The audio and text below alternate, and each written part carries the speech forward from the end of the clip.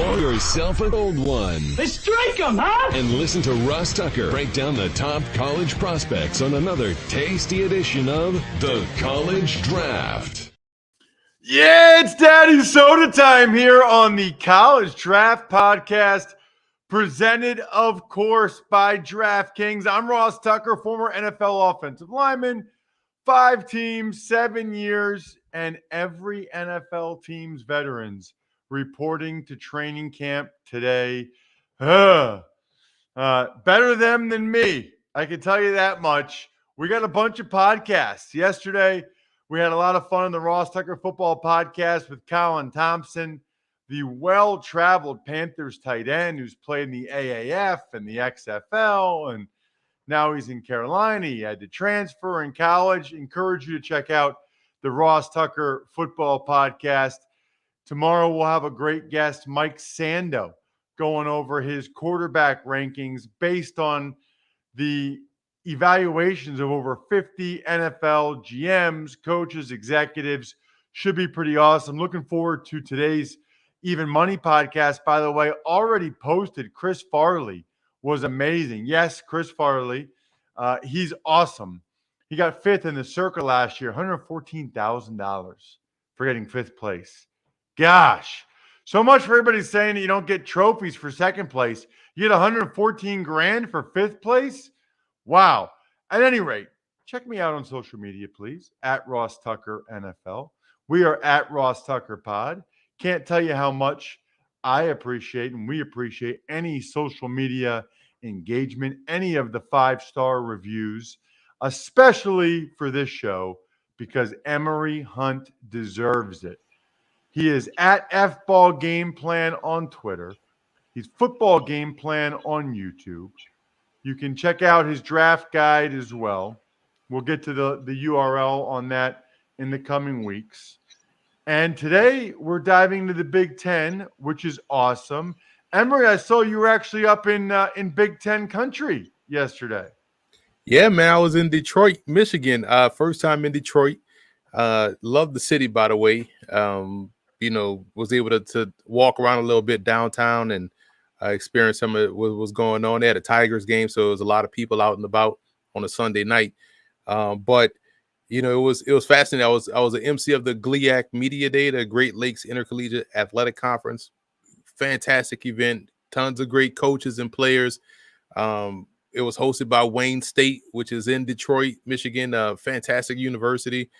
Everyone that puts on the event, that put on the event was fascinating and phenomenal because, I've hosted their media day for 3 years now.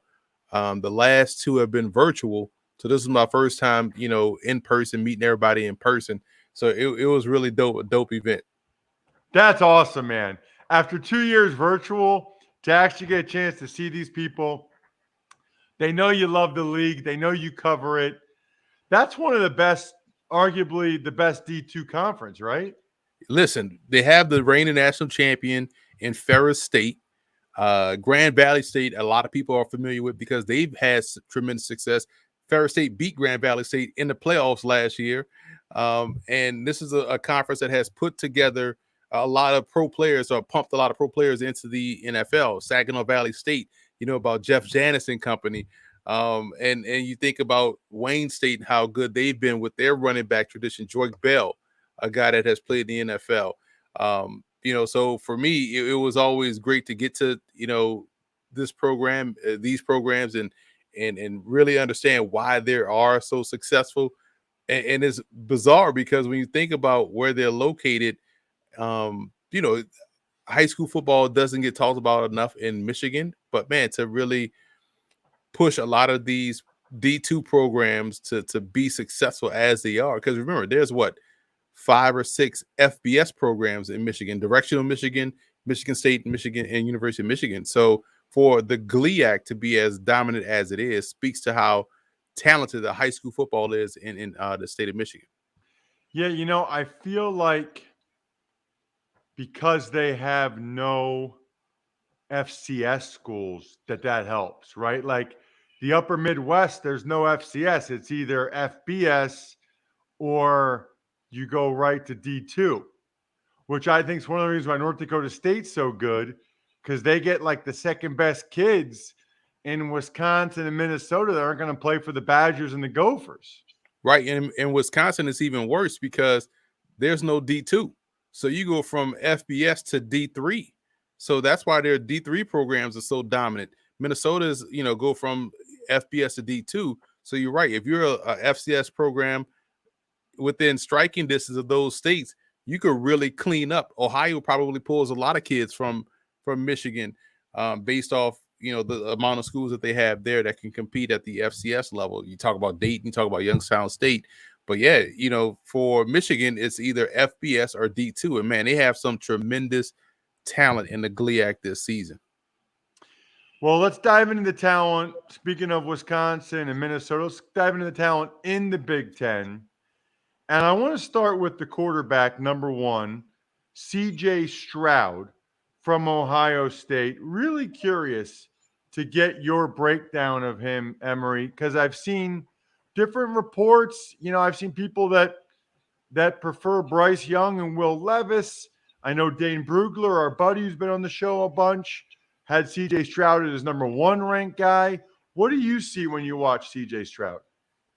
CJ Stroud has, I think, the best accuracy of, the top quarterbacks that we're talking about, in terms of where he's putting the football. He makes great decisions with the ball.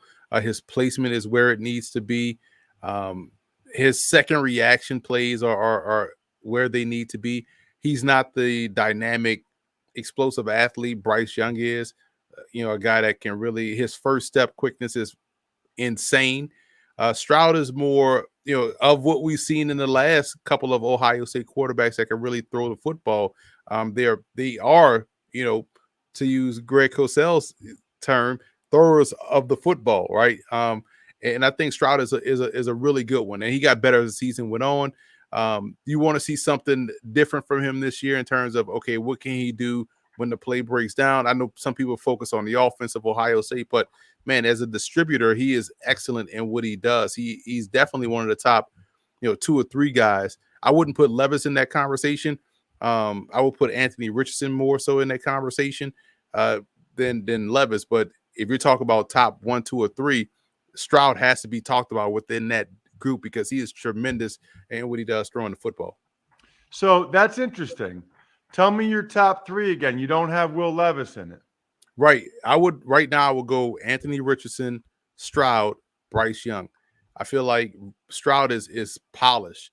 And Bryce Young is the more dynamic guy. But Bryce Young, size is not a skill, but there's some things about his game that you wonder, okay, how can he sustain this? But his ability to create all script and anticipate helps him out. So that's A+ for a quarterback. Richardson, for me, checks all the athleticism boxes, and in his short stint of starting last year, he was excellent. You go back and look at the LSU game, the decisions he was making outside of the first interception was off the charts.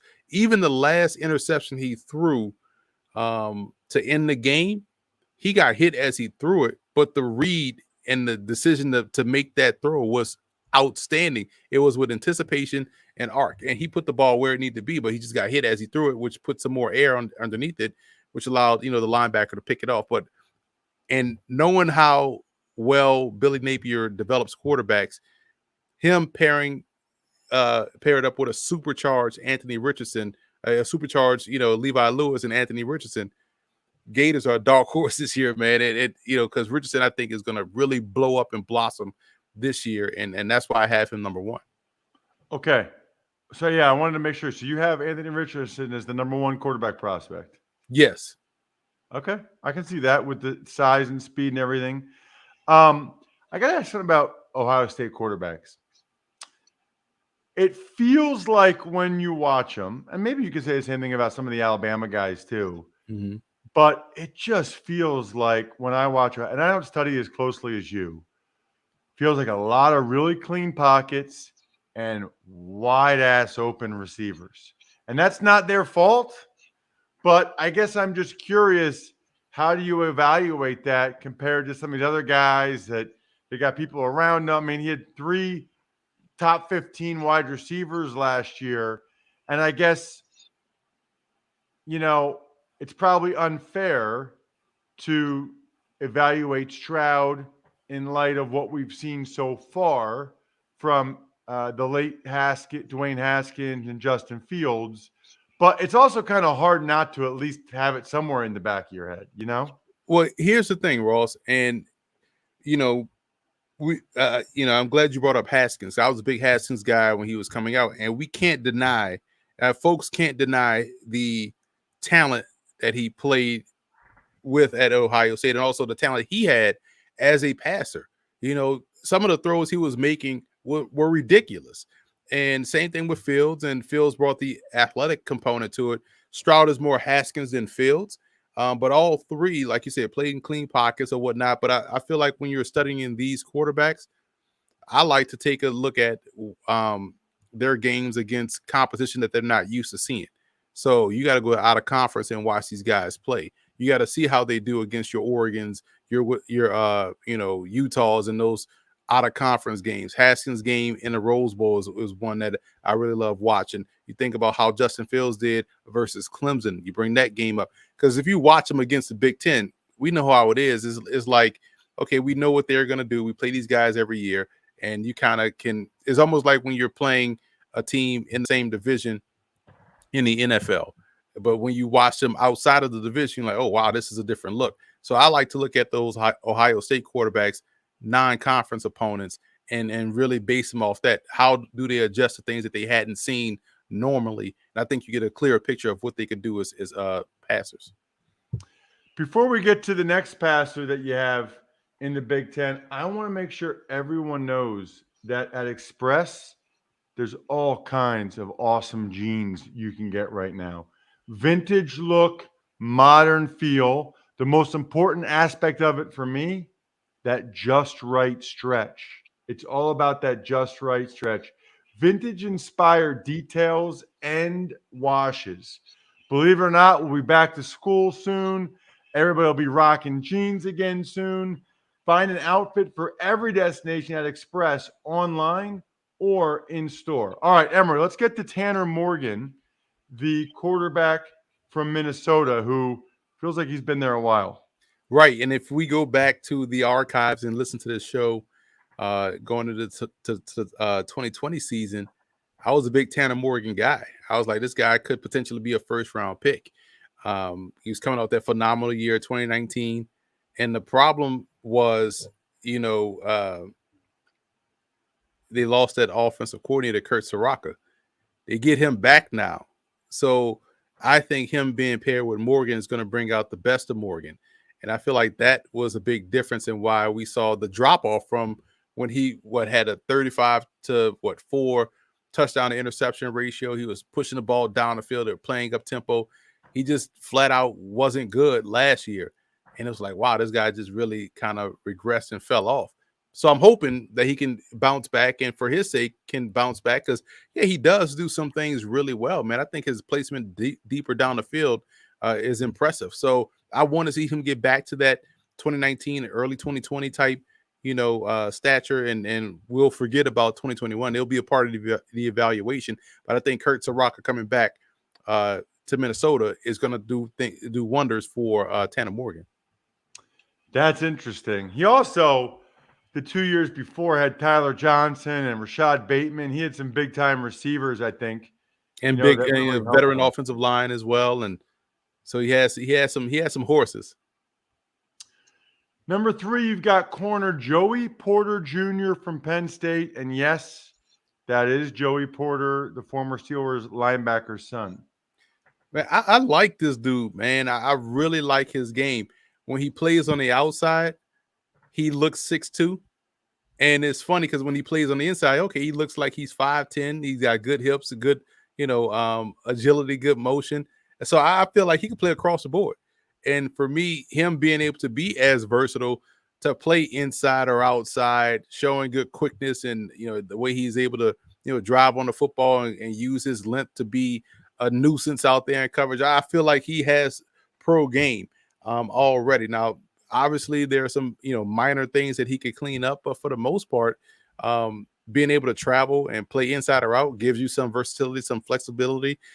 Gives that defensive coordinator at the pro level some options and how you want to deploy his skill set. But I feel like this dude, he's mentally tough, he's aggressive, and doesn't shy away from playing the big time receivers.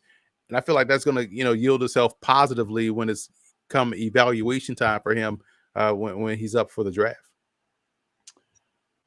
He's definitely got really good length. It's interesting because watching his high school video, he's more fluid than I thought he would be. He moves well. I'm excited to see what he does this year. I'm glad he came back to school.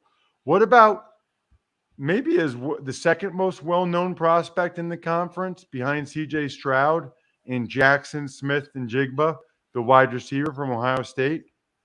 He's like a more explosive version of Michael Thomas. They play the same type game.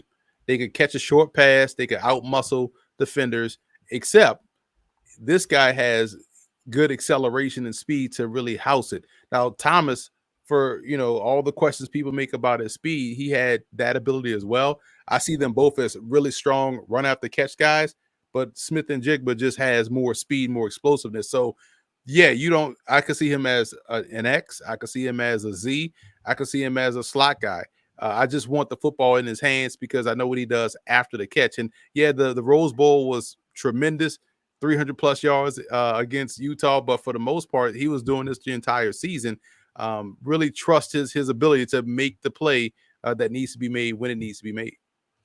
How does he compare to the two guys that went number 10 and number 11 last year, and Garrett Wilson and Chris Olave? I think he's more Wilson than he is Olave. He's more physical. I feel like at the catch point, more apt to breaking tackles. Olave, to me, was the most polished receiver last year for Ohio State and one of the more polished receivers to go into the draft. His route running was peerless. His ability to separate was excellent, closing on the football. He was tremendous in so many things deeper down the field. I feel like Wilson and Smith-Njigba plays that box game rather well. So for me, he's closer to that spectrum as opposed to someone that can be known for his route running and things of that nature. What about another wide receiver? By the way, I don't know this, but I would not be surprised, Emory, if Julian Fleming has a breakout year for the Buckeyes. You know who that is? Fleming. Julian? No, I do not. Former number 1 overall player in the country from Southern Columbia High School in Pennsylvania. Went to Ohio State. This will be his true junior year. Last year, he was behind Chris Olave, Garrett Wilson, and Jaxon Smith-Njigba. I wouldn't be surprised. Now, I don't know this. Maybe he won't even start. He was like their 4th receiver last year. But I wonder, he was so good in high school. So good. Everybody wanted him. Clemson was flying up here. Everybody wanted him. I would not be shocked if he ends up having a really big year. We'll see. It's interesting because if you're going to Penn State, you probably would have been playing the last couple of years. But, you can't blame a receiver for wanting to go to Ohio State and be with Brian Hartline and, all those guys seemingly want to go there. They only recruit 5-star receivers now. It's crazy, Emory. It's like Jameson Williams, right? Yeah, he had to transfer to Alabama to play. It ends up being the 12th pick in the draft. Ohio State receivers went 10, 11, 12.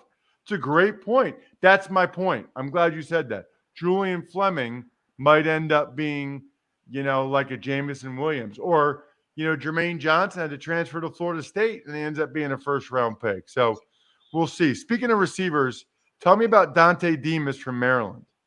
Off the bus looks the part, built like a pro receiver. He plays like a pro receiver too. I love his ability to go up and snatch the football. And they got 2 receivers, quite honestly. We'll probably end up talking about both Maryland receivers when it's all said and done. It's about Talia Tungavaloa and whether or not he could, be consistently accurate in the big games against the better opponents because they are legit on the outside. And Demus is the better of the two, in my opinion. He's about 6'3", 6'4", 215. He's able to pluck the ball out of the air. He doesn't let it get into his body, knows when to let the ball get into his body. But for the most part, he's outstretching the defensive back. He knows how to play above the rim. Does a good job in getting off the line of scrimmage and winning and stacking the defensive back. So he does all the receiver things well, and all of the physical gifts that he brings along with it makes him a special talent.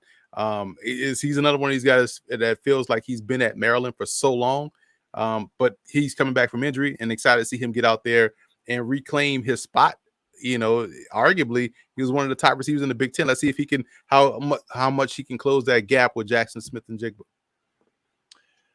Finally, we get to an offensive tackle, Parris Johnson Jr. from Ohio State. I love how Ohio State and most offensive line coaches are starting to do this, and most college football teams are starting to do this. You cross-train these guys, go from guard to play tackle. Sometimes you may even play center. He has experience as a guard. He's going to be playing some tackle this year. His ability as a guard in the run game was excellent. I thought, just really using those long arms, getting into the defender's chest and pinning guys or walling guys off and driving them off the spot. Interested to see how he does a tackle this year, but his guard play was excellent, which already gives you a foresight into what he can do potentially as a pro. Okay, we know he can be good there. Let's see how he does on the outside. And with the way they coach the offensive lineman at Ohio State, I wouldn't be shocked if he's excellent at tackle at left tackle as well. So the cross training for me is what intrigues me about today's offensive lineman, especially that program at Ohio State. It does seem like more than other schools, they've been moving guys back and forth between guard and tackle a bunch, doesn't it? Yeah, and it almost like when you are, they're preparing, literally, I know this is like a PSA for Ohio State, but it's like they're literally preparing them for the NFL. And you know this better than anybody, Ross, how, the active game day roster is like 22 players in the NFL. So your O-lineman better be able to play across the board. Because you don't have the luxury of depth that you have in college with, 100-man rosters, 85 scholarship players. So in the NFL, I guess game day is 45, something like that, 46 on game day. So you really got to be able to play multiple positions on both sides of the ball, to be honest. And so if you're able to cross-train up front along the offensive line, somebody goes down or somebody needs a breather and you're able to play another position rather well, it works out excellent in your favor. Curious to get your thoughts on another big boy from Ohio State. This one on the defensive side of the ball. DN Zach Harrison, really another highly recruited, physically impressive kid.